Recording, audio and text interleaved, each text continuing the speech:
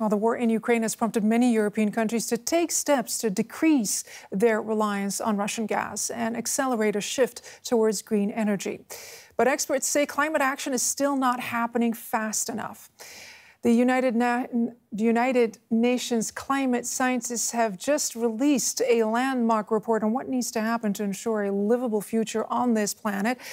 And it says serious cuts to carbon pollution are necessary and the world needs to act now. They're the silent killers destroying our planet.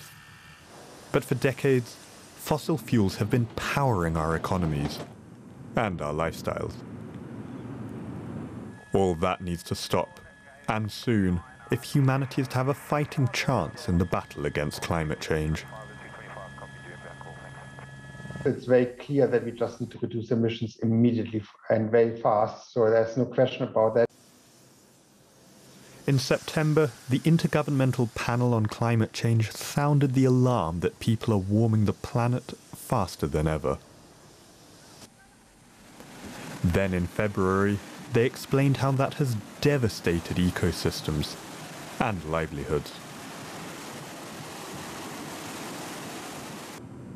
Now they're telling the world what we can do to save ourselves.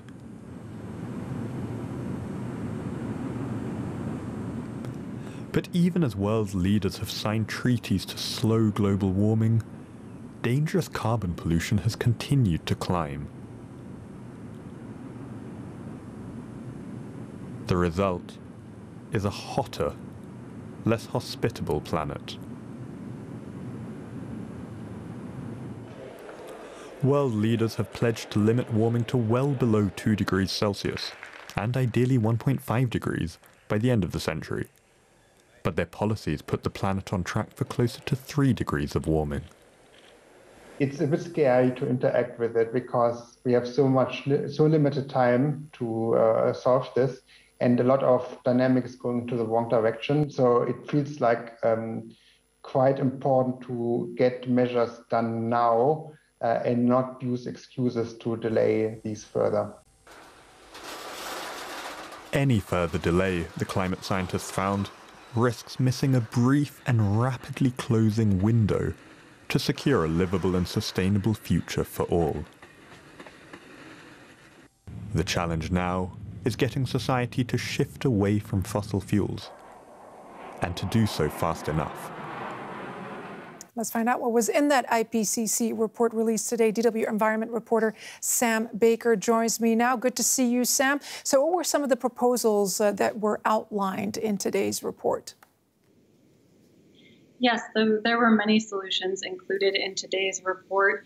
I mean, we have the science, the technology, the strategies to tackle climate change, and those things included making buildings more energy efficient, making our cities more efficient, particularly as cities around the world grow, electrifying our vehicles that we use and cutting back on driving fossil-fueled vehicles, really completely transitioning to renewable energy in both our homes and businesses, as well as conserving forests and land, although the authors did point out that this should not be used to offset delayed action in reducing emissions, which was the real heart of this report, that we need to stop using fossil fuels.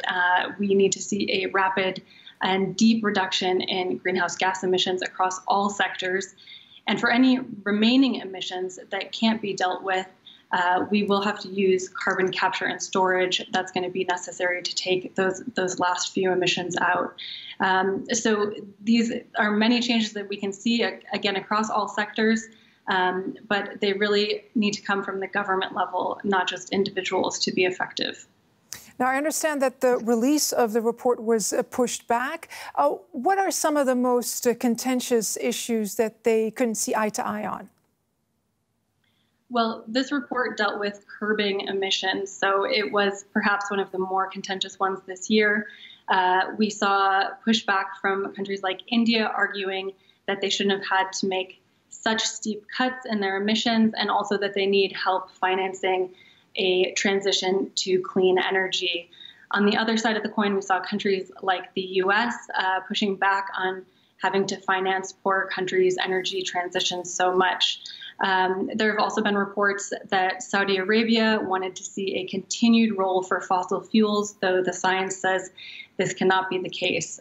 So with these reports, all countries have to agree on the final language. There needs to be consensus there. So it can be quite a semantic debate at the end. But this means that the countries have buy-in of what that final report says. So it can be quite important. And I think it signals that these reports are very crucial and the governments are taking them very seriously today. They're very crucial. And of course, we're living through this war now that we're seeing unfold in Ukraine, and fossil fuels playing an outsized role in that conflict. Could the war in Ukraine help speed up the exit from fossil fuels? That is really going to depend on governments, as with all of these other actions. There is an opportunity there to make a rapid transition to renewable energy.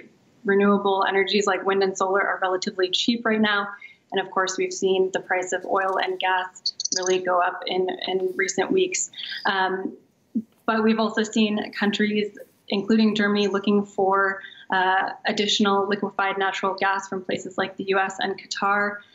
So that's more fossil fuels coming in to be burned as energy. So it's going to be up to governments to see where this goes. And countries like India and China are also taking that cheap gas from Russia. So we'll have to keep an eye on that. DW Environment reporter Sam Baker. Thank you, Sam, for joining us.